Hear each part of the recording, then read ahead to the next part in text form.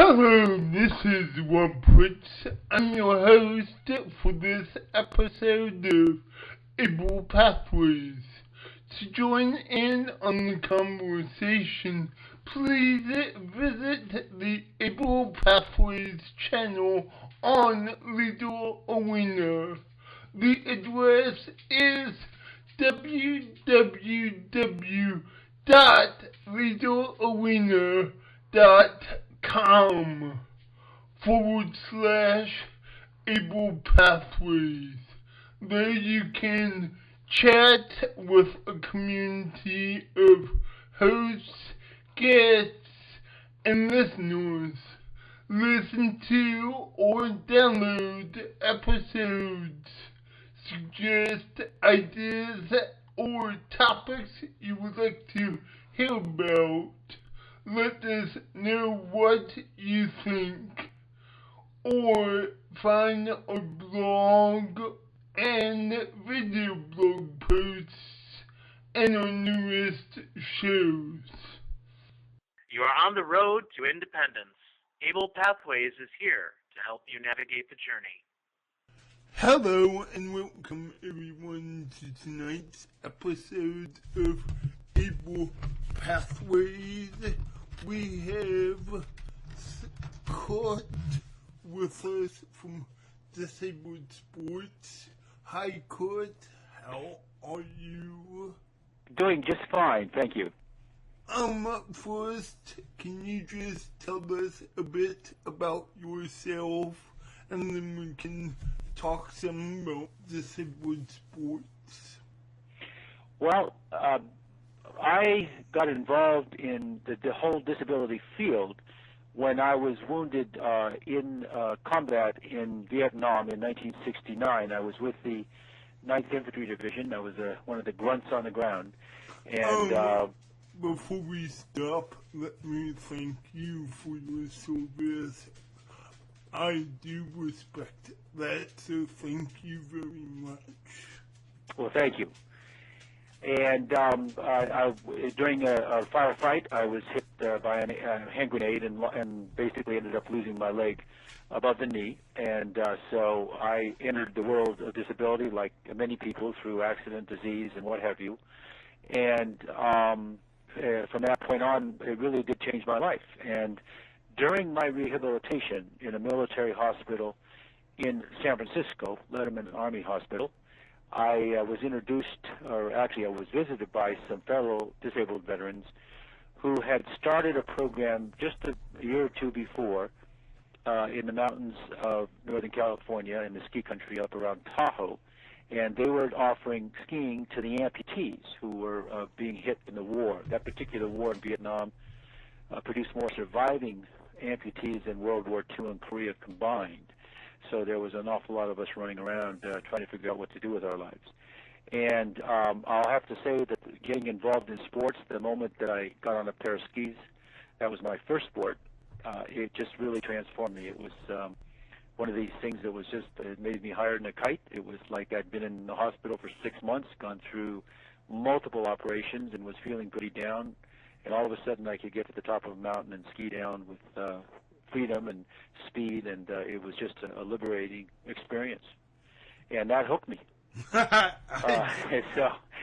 So I became an advocate of sports after that, and have been involved with the program since January of 1970, actually, and have been involved as a volunteer. And then as I was going to law school, I continued to volunteer as I ran a program, a sports program in New England at the time. I was going to Boston University Law School, and when I got out, I worked on Capitol Hill for about 3.5 years as a congressional aide, and then finally in 1982, 12 years after I got involved with this program, I was brought on as the first paid executive director of Disabled Sports USA. We had been an all-volunteer organization and basically hit the ground running from there. Cool. So the first question I have is, were you involved with sports prior to your becoming an amputee? In my case, I was active in sports. I had been active in varsity sports in high school, football and swimming. I had been on the my college football team for a short time. I went to the University of California at Berkeley before I went in the Army. But so that was something that I really wanted to get back into, and really, frankly, did not think I could. When you become disabled, the first thought is, oh, I can't do any of this stuff. It isn't true, but you don't know that at the time, especially if you haven't been exposed to disability. So I will have to admit that one of my favorite disabled athletes is Mark Zupan, who's part of the U.S. quad rugby, and he has out and out said he's done more in that chair than he ever thought of doing out of it. I found that experience in my own life.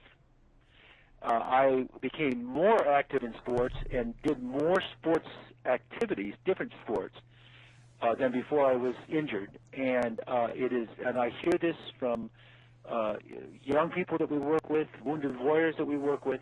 They tell me they're doing more sports now than they were before. But that just didn't happen overnight. It was something that was a development over many years, and I'm glad to say that those opportunities are expanding more and more. But 40 years ago, the opportunities were quite limited. So I agree with you. I think that we can avail ourselves of many more sports activities, and most sports activities. But again, it takes a little bit of hard work and some training to do that.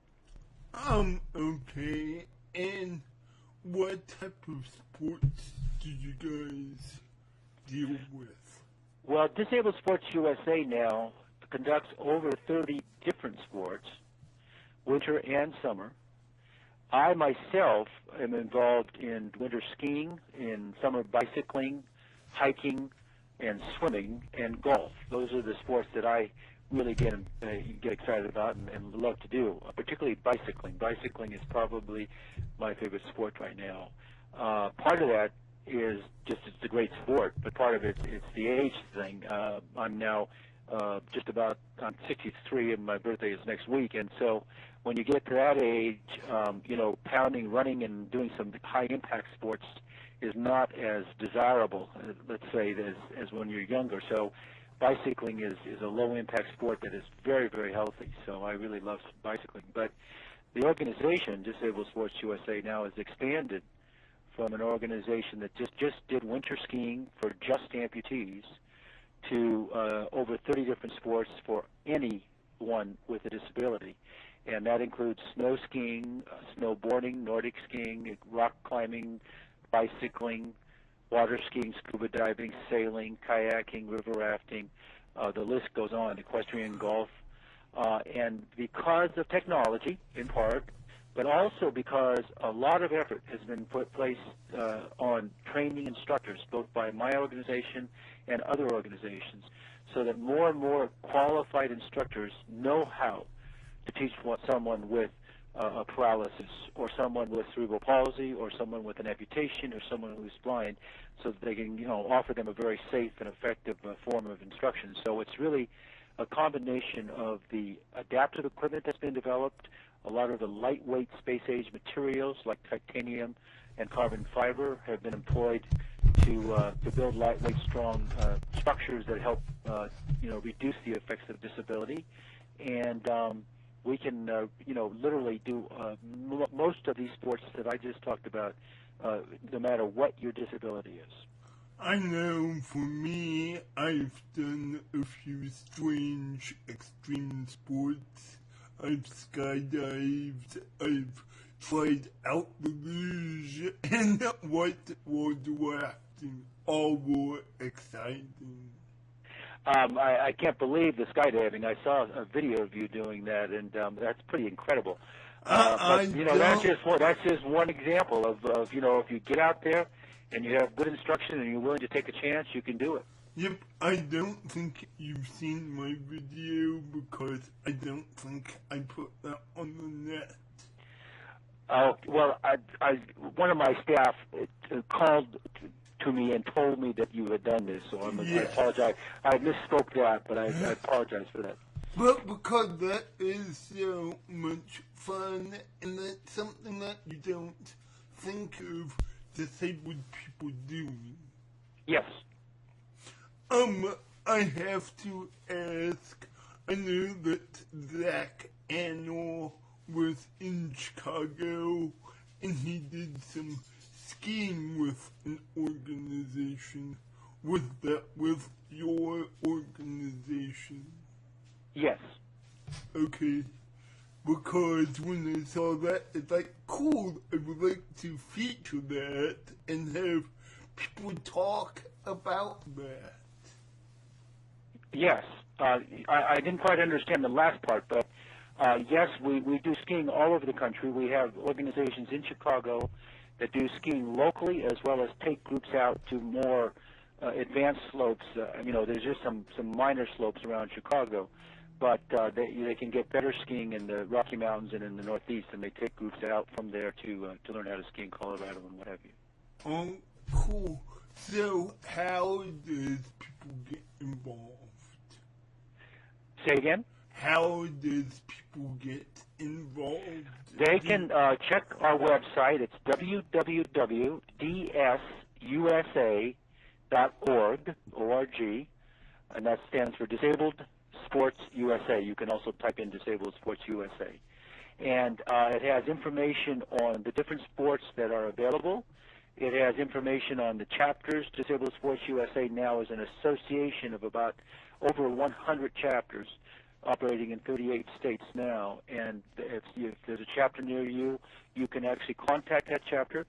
If you want to contact the national organization by email, it's information at dsusa.org, and we will answer your questions, give you a call, send you an email to respond to any information you may need. Okay, and the next question is, you said you train people. How do you train them? Do you work with various colleges? Do you offer your own programs? Or how do you get your training out? The training of instructors is done in a number of ways. One of them is Disabled Sports USA holds clinics regionally to introduce volunteers and professionals into adaptations to various sports. And sometimes the volunteers don't have anything to do with the sport per se, but they happen to enjoy, say, kayaking, and they want to help someone else learn how to kayak, so they will go through our training session, or they are an actual certified instructor with a kayaking group, and they want to learn the adaptations. We also work through national governing bodies, organizations which offer certification, and work with those certified individuals to deal with the different adaptations to that particular sport. For instance, last December, just a couple of months ago, we had about 140 professional ski instructors at our big event, the Hartford Ski Spectacular in Breckenridge, Colorado, and they spent a week learning how to teach someone who's blind, or someone who's sitting in a wheelchair, or someone who's missing a limb, or has a neuromuscular challenge. And they are actually, that's part of their professional training. So by doing this, and these people were from 40 different ski areas around the country, so they then take that knowledge back and are able to offer better, higher quality instruction to the participants that come up to ski that have a disability. And how receptive are these organizations, or are they becoming more and more open in the past 40 years with you guys obtaining more credibility? Yes, that has been a very slow process, quite frankly, and but we're more and more now seeing that the professional organizations that teach kayaking, that teach skiing, that water skiing, golf, realize the value of training their professionals in adaptations, because there's a very logical business reason for that. What they're doing is they're giving someone the tools to teach someone in a niche market that's just going to increase the participation and, frankly, increase business in their field. So they're realizing that this makes good business sense as well as opens up opportunities for people that in the past have been excluded. And so we're seeing it happen. We're seeing it happen. We work with professional golfers now who have gone through adaptive training, through professional golfers that have been teaching and training other PGA professionals. We've seen that in skiing. We many ski schools now. We count 70 to 80 ski schools in our network alone that have professional ski instructors who now can teach both non-disabled and disabled skiers how to ski and snowboard and Nordic ski. And so that core of trained instructors is expanding all the time. There's still a long ways to go. Our goal is that a person with a disability should have the same opportunities as anyone else in their community to participate in sport. And we know that isn't a fact now, but it's getting better and better every single year. And that's one of the reasons why we wanted to talk to you, to get your message out, because disability in general, people think I'm disabled, that's the end of the life. And as a lot of the guests and you are a testament to, becoming disabled is just nothing more than a bump in the road, and it's up to us to educate. Well, I agree with you, and that sometimes it's more than a bump. Sometimes it's either a big mountain or a deep rut. Yeah. But it is a challenge that we all can meet. And I'm no different than many of your viewers, I'm sure. As when I was laying in the hospital, I was literally laying there, checking off a list of things that I, quote unquote, could no longer do. Well, it wasn't the case, but I thought it was the case, and it was really a self-defeating kind of mentality. And it was finally getting out and actually doing a sport, which got me turned around and made me believe in myself again and made me believe in possibilities again. And I think that some people with disabilities think, oh, well, this guy must be a super gimp. We call them super gimps. They must have some, great athletic ability, and they're able to overcome their disability. And that is not the case at all. Many of the people we have taught how to do sports have never done sports before they became disabled, or because they were born with a disability, they hadn't been involved. And I can tell you, with the adaptive equipment, it is actually, in many cases, easier to do the sport than it would be if you didn't have a disability. We can get someone with a disability on a chairlift skiing in one day. Wow. And most instructors will tell you they can't guarantee that their non-disabled student's going to get up on the chairlift in the first day. We can almost guarantee a student that's even triple amputee, someone with severe neuromuscular disability, someone who is sitting in a wheelchair, can't use their legs at all. We can get them on the chairlift making turns down a beginner slope in one day.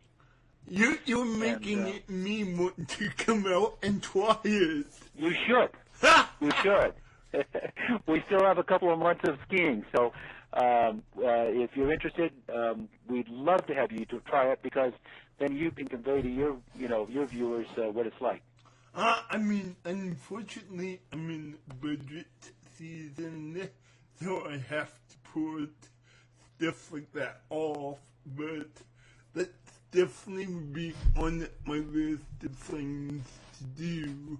Good. Because another thing that we failed to talk about is people with disabilities have the same adrenaline rush as everyone else has. I didn't understand it. They have the same what? I can't say it. Adrenaline. What? I still missed it. What's the rush that everyone gets? It begins with an A. Oh, ability? No, a genuine rush. Robert, I'm sorry, I cannot. It starts with an A. Yes, it's ADR. It's the type of rush you get. And adrenaline rush. Sorry, I can't say it. I'm losing you on this one. I'm sorry.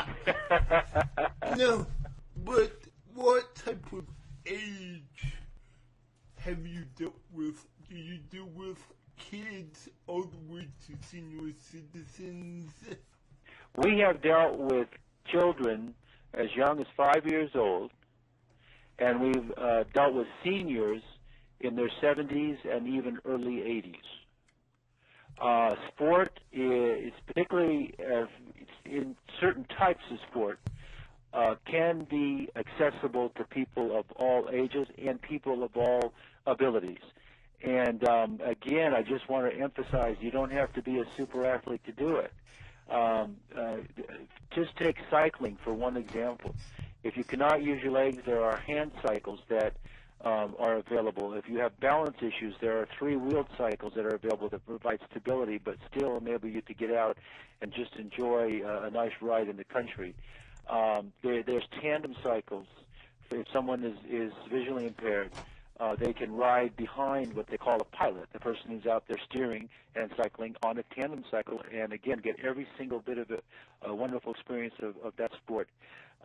There are so many different variations. There are even hand cycles and cycles that are made for people with disabilities to go up mountains. We've had some of our participants climb, 14,000-foot mountains in rough terrain on these special all-terrain bikes. So they're, geared down to really climb. And so all of these types of adaptive equipment are available for individuals of all ages, quite frankly. I mean, again, I'm about to become 64, and I'm still out there biking. So it's, it's a really, really great sport. But that's just one sport. I mean, we could be talking sailing. We could be talking scuba diving. We could water skiing, just hiking. Any of those activities are available. So, it's a great opportunity, and it really is. It's just so wonderful to be out.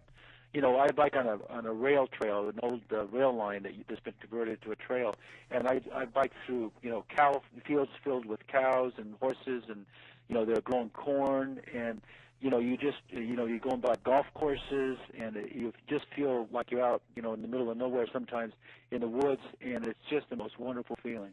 I mean, you have given me a buffet of ideas. I love to play golf, even though I stink at that. I love to sail. Well, that makes two of us. So I don't think that has anything to do with the disability, though. Yes. But still, what I'm saying is it's out there, but it's up to us to educate.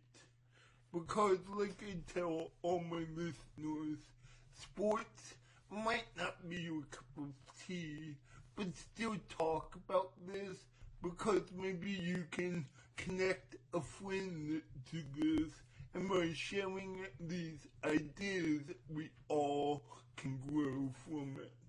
Yes.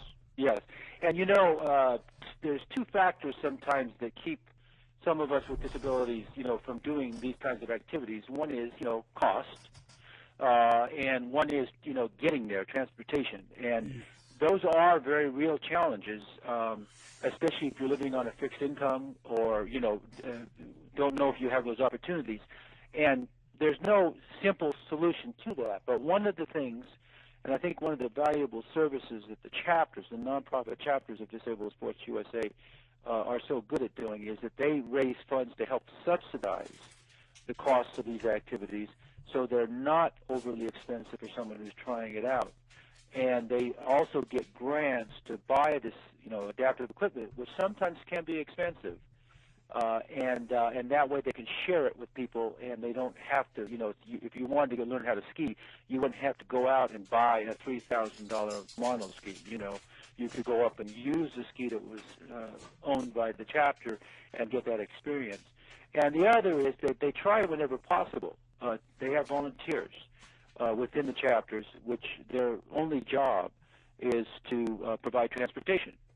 So if somebody can't get to the program, they have a group of people they can call and say, can you pick up so-and-so? They'd like to come up and try it. So we do, whenever possible, try to overcome some of the challenges that someone with disability may have, and to, give them that opportunity to try the sport out.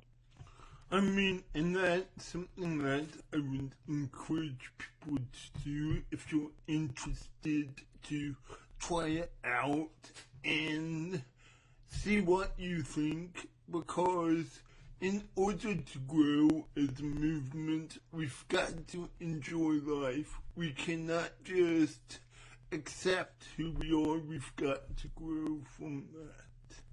There is no question about that. And when we get out there and just take the step to do that, the personal rewards are just inestimable. I mean, they really, the way you feel about yourself, the pride in being able to do something as technical as go skiing or go biking, it's a huge confidence builder. And for many of us, it gives an opportunity to share things with our family and friends that we never thought we could do together. And that leads to a question I wanted to ask. Did you work with the Paralympics? We do. Disabled Sports USA is a member of the U.S. Olympic Committee, and we are partners with the U.S. Paralympics in activities to take people from a recreational level, if you will, to a more elite competitive level.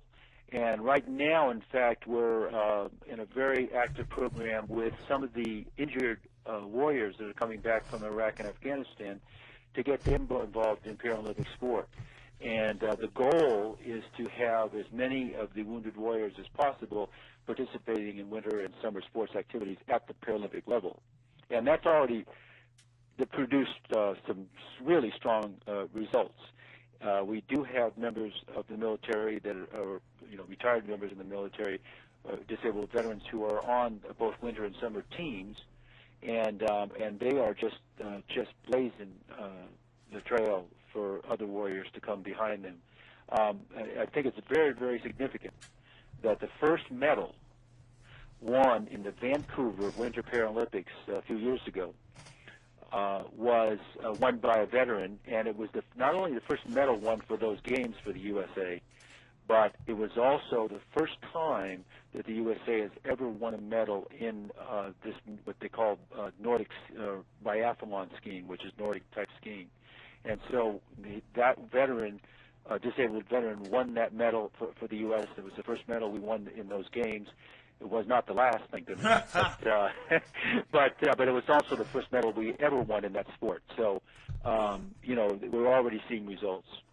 And the other question is, do you reach out to people in adaptive PE or therapeutic recreation? The outreach is one of the most challenging aspects of what the chapters and this organization do. That's why programs like this are so important, because often it's very difficult to convince someone that they can do these sports and to convince them to just try them. One of the most effective tools or methods of outreach is through actually rehab hospitals, because we see 85% of those with disabilities have gotten it as a result of some kind of injury or disease, and so many of our chapters have relationships with the therapists at the hospitals and are able to convince them that the patient should take part in the program. We also, a number of our chapters are working with school districts and providing an alternative way of doing PE outside of the school.